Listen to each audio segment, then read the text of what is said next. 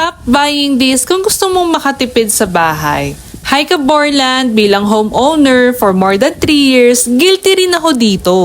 Dati, halos every sale, may chine-check out akong organizer, home decor, at kung ano-anong pangpaganda ng bahay. Feeling ko kasi, kapag mas marami akong gamit, mas magiging maayos ang bahay. Pero alam mo kung ano ang napansin ko? Mas dumadami lang ang gastos at minsan yung organizer pa ang ino-organize ko.